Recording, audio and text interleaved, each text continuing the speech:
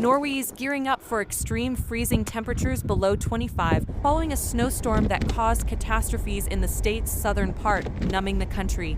The large volume of snowfall paralyzed mail delivery and interrupted garbage collection services.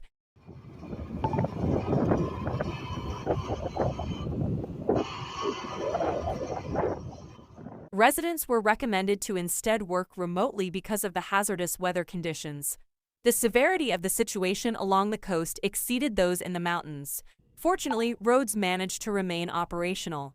But motorists need to bear prolonged queues to join escorted convoys. Denmark, Poland, and Sweden are also experiencing the same fate as Norway. Skane in southern Sweden and northern Jutland in Denmark could experience possible local flooding because of the extreme freezing temperatures.